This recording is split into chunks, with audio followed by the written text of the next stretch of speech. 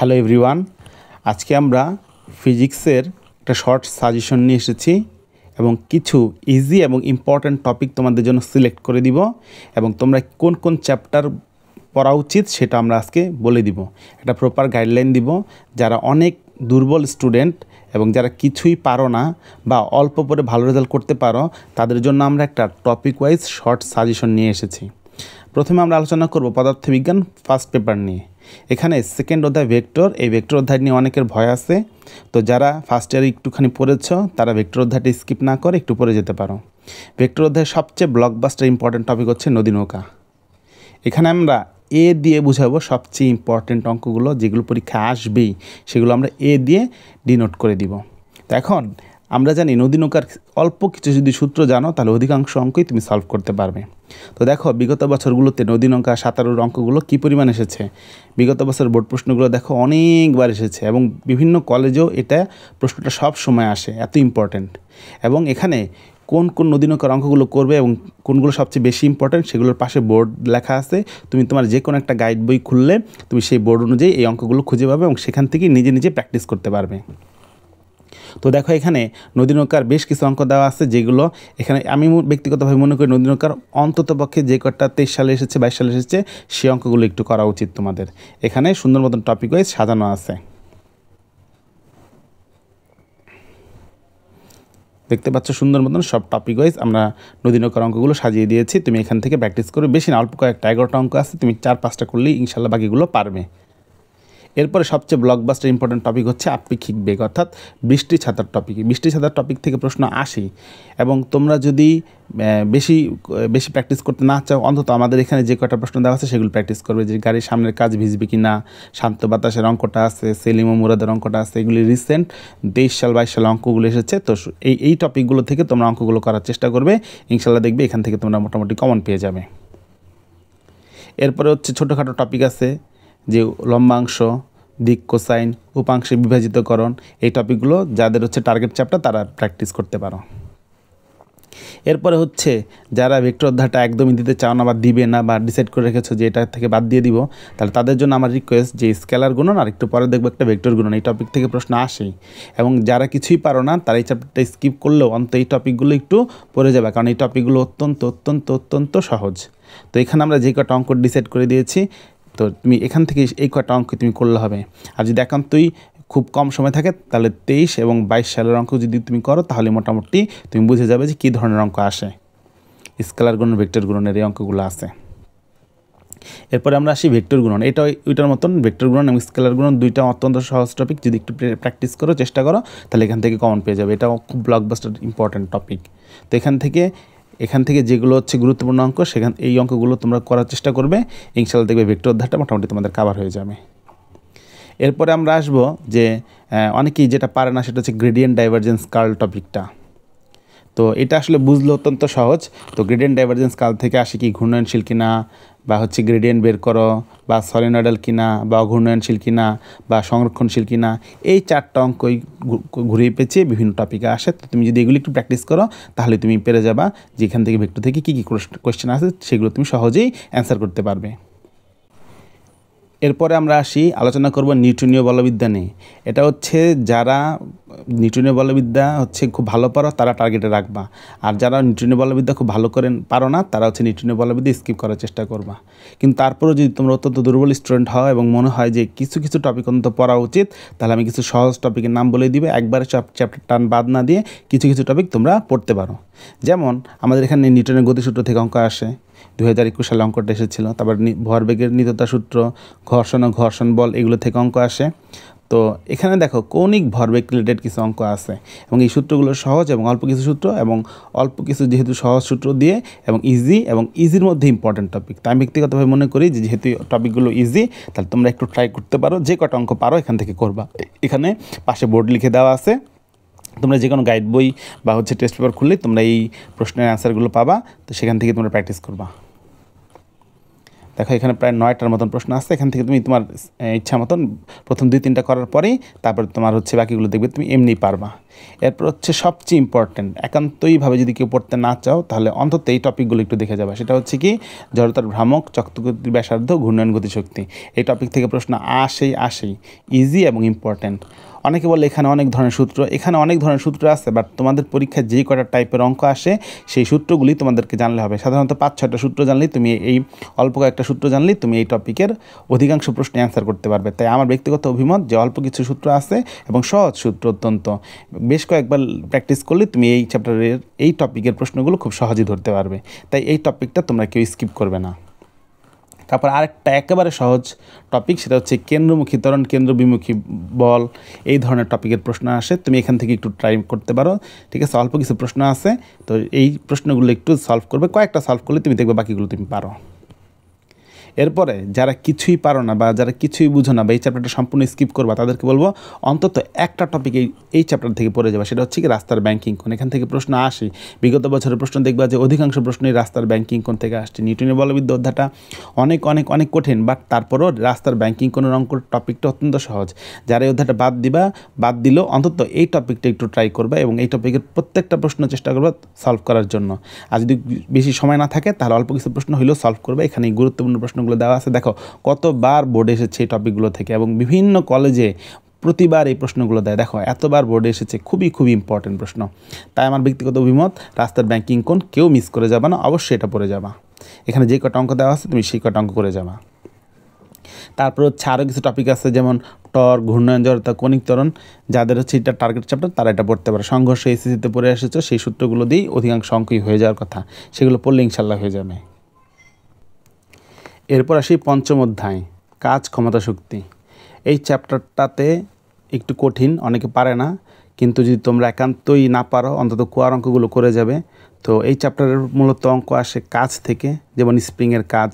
তো স্প্রিংয়ের কাজটা কিন্তু ইম্পর্টেন্ট, স্প্রিং রিলেটেড প্রশ্নগুলো একটু পড়ে যাবে। স্প্রিং রিলেটেড যা পাও বোর্ডের বিভিন্ন কোয়েশ্চেন, এগুলো সব সলভ করার চেষ্টা করবে। তারপরে হচ্ছে এখানে হচ্ছে একটা কর্ণের প্রকৃত কাজের একটা অঙ্ক আছে, এটা করবে। তারপরে বিভিন্ন ব্লক দিয়ে অঙ্ক রয়েছে, এটা করবে। তারপরে হচ্ছে শক্তি রিলেটেড প্রশ্ন আসে, তো শক্তি রিলেটেড প্রশ্ন যেখানে একটা প্রশ্ন আসছে এটা দেখবে। 23 সালের প্রশ্ন, 22 সালের প্রশ্ন ভালো করে দেখলেই তুমি বুঝে যাবে যে কোন ধরনের কোয়েশ্চেন সবচেয়ে বেশি আসে। তারপরে হচ্ছে যে একজন লোক দালানে উঠলো, এই অঙ্কটা ইম্পর্টেন্ট, 21 সালে আসছিল, অনেকবার আসছে বোর্ডে, ঢাকা বোর্ডে আসছিল 19 সালে, এই সিমিলার টাইপের কোয়েশ্চেন। তারপরে হচ্ছে এই অধ্যায় থেকে কিছু পড়তে চাও না, ঠিক আছে? তো আমি ব্যক্তিগতভাবে বলবো যে সব না পড়লেও অন্তত কিছু টপিক পড়া উচিত, যেমন শক্তি তার নিত্যতার সূত্র, সরল দোলক থেকে এটা পর্যাবৃত্ত গতি এবং কাজ, ক্ষমতা, শক্তি অধ্যায় মিক্স আপ করে আসে। তো এই শক্তি নিত্যতার সূত্র থেকে সরল দোলক রিলেটেড প্রশ্নগুলো আছে, এগুলো পড়ে যাবে, আসবে মোস্ট ইম্পর্ট্যান্ট টপিক, ঠিক আছে? তো মোস্ট ইম্পর্ট্যান্ট টপিক এটা হচ্ছে প্লাস টপিক, পুরা পড়ে যাওয়া মাস্ট, এত ইম্পর্ট্যান্ট বলার বাইরে। তো এই টপিকগুলো পড়বে, এখানে 3 স্টার দেওয়া আছে। তারপর হচ্ছে ওদের থেকে কিচ্ছু পড়তে চাই না, একটা টপিক পড়বো, তাহলে অবশ্যই বলবো কুয়ার অঙ্ক, কুয়ার ম্যাথ 100% আসবে। এই টপিকটা এত ইম্পর্টেন্ট বলার বাইরে, প্লাস টপিক পুরা। তো এই টপিকটা অবশ্যই পড়ে যাবে। কুয়ার যে কটা ম্যাথ দেওয়া আছে, এই যে 17, 18, 19, 20 যতগুলো অঙ্ক আছে এখানে সবগুলো ইম্পর্ট্যান্ট অঙ্ক, একটা বাদ দেওয়া যাবে না, সবগুলো করার চেষ্টা করবে। অন্তত 23 এবং 22 সালের অঙ্কগুলো করবে এবং বাকিগুলো দেখবে। এবং বেশ কিছু বছর এই অঙ্কগুলো থেকে প্রশ্ন আসছে, এখানে সবগুলো ইম্পর্ট্যান্ট টপিক। তো এই অঙ্কগুলো করার চেষ্টা করবে, এখানে যতগুলো অঙ্ক আছে এই টপিকটা অন্তত বাদ দিবে না। এরপরে মহাকর্ষ অভিকর্ষ অধ্যায়, এটা হচ্ছে খুব সহজ অধ্যায়। সূত্রগুলো অনেকের কাছে কঠিন লাগতে পারে, বাট বেশ কয়েকবার সূত্রগুলো ভালো করে পড়ে না দেখে লিখলে দেখবো অধ্যায়টা একবারে সহজ। তো যারা একটু দুর্বল স্টুডেন্ট তারা এই মহাকর্ষ অভিকর্ষের কয়েকটা টপিক টার্গেট করতে পারো। এটা হচ্ছে একটু লেস ইম্পর্টেন্ট, তারপরও যেহেতু তোমাদের 7টা অধ্যায় 8টা সৃজনশীল আসবে, তাই মহাকর্ষ থেকেও ধরে নিতে পারে একটা আসতে পারে। তবে অনেক সময় অনেক ভালো কলেজগুলো এই জায়গা থেকে প্রশ্ন করে না করলেও কত ইম্পর্টেন্ট টপিক আছে এখান থেকে প্রশ্ন করে। তো মহাকর্ষ রিলেটেড প্রশ্ন আছে, যেমন যে প্রথম প্রশ্নটা ইম্পর্টেন্ট, এটা করবা। তারপর হচ্ছে 4 নম্বর প্রশ্নটা আছে, এটা ইম্পর্টেন্ট করবে, ঠিক আছে? এগুলো প্রায় বোর্ডে আসে এবং দেখো এই টপিকগুলো থেকে সবসময় বোর্ডে 23 সালে কিন্তু সবগুলো বোর্ডে মোটামুটি এই টপিক থেকে প্রশ্ন এসেছে। তাই তোমরা এই টপিকগুলোর অঙ্কগুলো করার চেষ্টা করবে। এখানে হচ্ছে এই যে এখানে এটা আছে, এটা করবে। সূর্য পৃথিবীর অঙ্ক আছে, সূর্য পৃথিবীর যে অঙ্কগুলো আছে এই সবগুলো করার চেষ্টা করবে। এখানে যতগুলো অঙ্ক আছে সবগুলো অঙ্কই মোটামুটি ইম্পর্টেন্ট অঙ্কগুলোই বাছাই করা হয়েছে। এবার আসি সবচেয়ে ইম্পর্ট্যান্ট, যে তুমি এই অধ্যায়ে কিছু পড়ো আর না পড়ো, এই অধ্যায় যদি সম্পূর্ণ বাদও দিয়ে দাও, দুইটা টপিক পড়বে। একটা হচ্ছে মুক্তিবেগ, এত সহজ সূত্র এবং এত ইম্পর্ট্যান্ট মুক্তিবেগের অঙ্ক যে বলার বাইরে, একে তো ইজি, তারপর আবার অনেক ইম্পর্ট্যান্ট। এর জন্য মুক্তিবেগের অঙ্কগুলো একটু বাদ দিবে না, সব করার চেষ্টা করবে। এরপরে আসি আরেকটা ব্লকবাস্টার ইম্পর্ট্যান্ট টপিক, এই চ্যাপ্টারের এই টপিকটা অনেক ইম্পর্ট্যান্ট। দেখো কতবার বোর্ডে এসেছে, কতগুলো কলেজ এসেছে, মানে এত ইম্পর্ট্যান্ট বলার বাইরে। সব কলেজগুলোই কৃত্রিম উপগ্রহ এবং ভূস্থির উপগ্রহ থেকে প্রশ্ন আসে।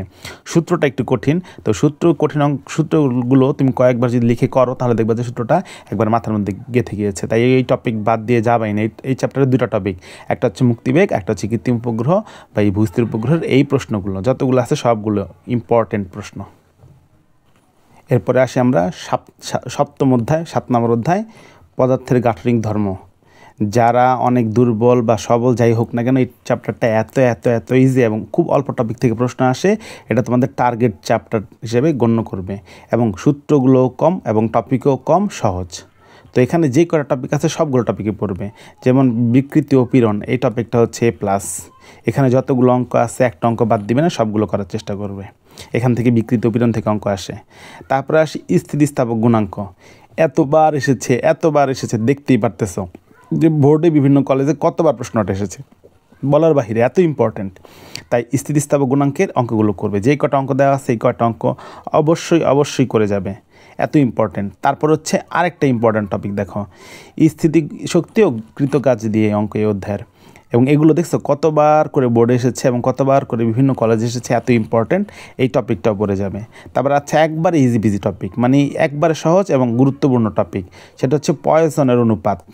এখানেও অল্প কিছু অঙ্ক দেওয়া হয়েছে এবং দেখো কতবার এসেছে, অনেক ইম্পর্ট্যান্ট। দেখছো রিসেন্ট কতবার এসেছে, এগুলো এত ইম্পর্ট্যান্ট বলার বাইরে। ঢাকা বোর্ডে প্রতি বছর এখান থেকে প্রশ্ন আসতেছে শর্ট সিলেবাসে, যখন এই চ্যাপ্টারটা ইনক্লুড করা হয়েছে এরপর থেকে। তাই এই চ্যাপ্টারটা তোমাদের টার্গেট চ্যাপ্টার এবং মোটামুটি এই চ্যাপ্টারটা ভালো করে করলেই এবং তোমাদের 5 নাম্বার চলে আসবে। এরপরে আসি চ্যাপ্টার 8, পর্যাবৃত্ত গতি। অনেকে বলে অনেক কঠিন, পারবো না, ঠিক আছে, এত ভার্সেটাইল টপিক। যদি অনেক বেশি ভার্সেটাইল টপিক মনে হয় তাহলে একটাই, শরৎ দোলকের রিলেটেড যে টপিকগুলো আছে সেই টপিকগুলো করবে। যে পাহাড়ের উপরে নিয়ে গেলাম, নিচে নিয়ে আসলাম, সেকেন্ড দোলক, এই রিলেটেড যদি একটু সূত্রগুলো পারো, বেশ কয়েকটা ম্যাথ যদি করো, তাহলে দেখবা যে প্রতিটা ম্যাথ তোমার জন্য অনেক ইজি হয়ে গিয়েছে। তো এখান থেকে প্রশ্ন আসে সরল সন্ধি স্পন্দন গতি রিলেটেড, তারপর হচ্ছে সরল দোলন গতি রিলেটেড বিভিন্ন রাশিমালার অঙ্ক আসে, ঠিক আছে। এই যে সরল দোলন গতি রিলেটেড আসে, সরল সন্ধিত গতির শক্তি রিলেটেড প্রশ্ন আসে এখান থেকে।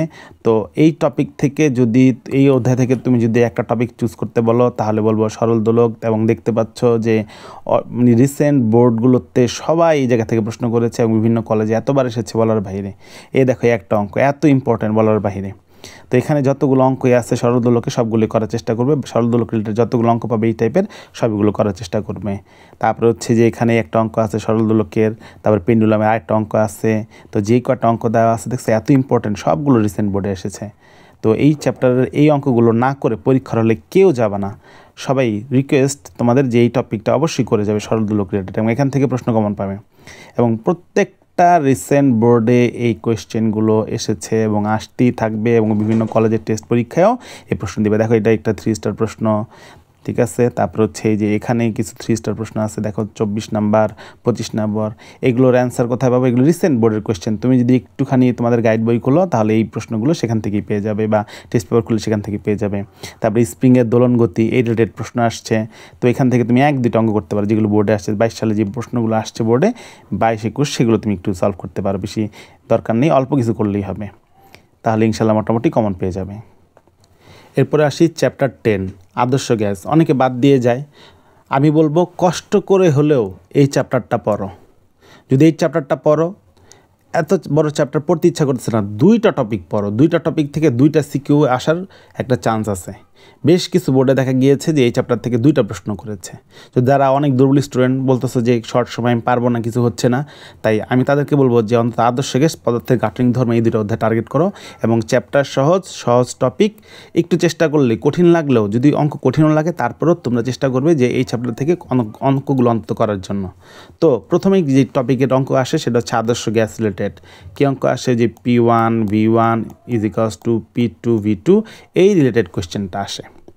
তো এই রিলেটেড কী কোয়েশ্চেন আসে দেখো, বেলুন, বুদবুদ, ঠিক আছে, বেলুন নিয়ে গেলাম, বুদবুদ নিয়ে গেলাম, সাগরের তলদেশে উপরের তলে, ঠিক আছে, এই রিলেটেড বুদবুদ বেলুন এগুলো হচ্ছে সাগরের উপরে তলে থাকে, পৃষ্ঠে নিয়ে যেয়ে দেখো কতবার আসছে রিসেন্ট এবং বিভিন্ন কলেজে কতবার আসছে, এত ইম্পর্টেন্ট।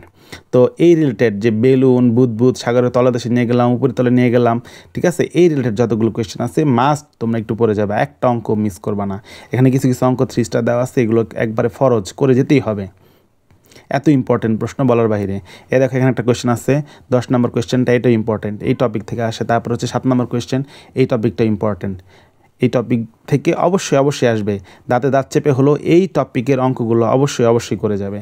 তারপর হচ্ছে যেহেতু তোমার এই চ্যাপ্টার টার্গেট অধ্যায়, তাই তোমরা সিআরএমএস মুক্তিবেগ তারপরে গতিশক্তি দুটো টপিক, সিআরএমএস আর গতিশক্তি, এই দুটো টপিক করলেই মোটামুটি ছোটোখাটো যে প্রশ্নগুলো আসে সেগুলো তুমি বুঝতে পারবে এবং এগুলো সলভ করতে পারবে। এখানে অল্প কিছু প্রশ্ন দেওয়া আছে, যদি এত কিছু সলভ করতে ভালো না লাগে তাহলে 23 সাল বা 22 সাল, এই 2 বছর, আরও যদি চাও 21 সাল, এই কয়েকটা বছর প্রশ্ন করলে তুমি বুঝে যাবে যে এই চ্যাপ্টার থেকে কী প্রশ্ন আসে।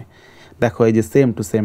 তারপর হচ্ছে আর একটা ব্লকবাস্টার সুপারস্টার টপিক, এখান থেকে প্রশ্ন আসবে, A+ মাস্ট আসবে, শিশিরাঙ্কের অঙ্ক মাস্ট, ভেরি ইম্পর্ট্যান্ট। তোমরা এই চ্যাপ্টারের এই টপিকটা কখনোই বাদ দিয়ে যাবা না। শিশিরাঙ্কের অঙ্ক বুঝো না, পারো না, একটু চেষ্টা করো, বেশ কয়েকটা অঙ্ক করার চেষ্টা করো, তুমি সেখান থেকে কমন পেয়ে যাবে। দেখো 21 নম্বর অঙ্কটা, দেখো ঢাকা বোর্ড সহ বিভিন্ন বোর্ডে এই টাইপের অঙ্কগুলো আসছে। 22 নম্বর অঙ্কটা, এটাও ইম্পর্টেন্ট, এগুলো বিগত বছরের প্রশ্ন, দেখছো কতবার এসেছে, এতবার বলার বাহিরে। তারপর 23 নম্বর কোয়েশ্চেনটা দেখো, এরকম টাইপের কোয়েশ্চেন অসংখ্য এসেছে বিভিন্ন কলেজের পরীক্ষায়, বিভিন্ন পরীক্ষায় এসে একবার এতবার এসেছে বলার বাহিরে। তাই তোমরা এই অধ্যায়ের এই শিশিরাঙ্ক এবং আপেক্ষিক আর্দ্রতার এই অঙ্কগুলো মাস্ট করে যাবে। এবং এই অধ্যায় ভিত্তিক বিভিন্ন সাজেশন দরকার হলে এবং বিভিন্ন প্রশ্নের সলিউশন, এবং আমরা এই প্রত্যেকটা অধ্যায় নিয়ে টপিক ওয়াইজ আলোচনা করব খুব শর্ট ভিডিওর মধ্যে, যেন তোমরা অল্পতেই প্রিপারেশন নিতে পারো। তো আমাদের এই চ্যানেলটাকে ফলো করো এবং সাবস্ক্রাইব করো। ধন্যবাদ সবাইকে।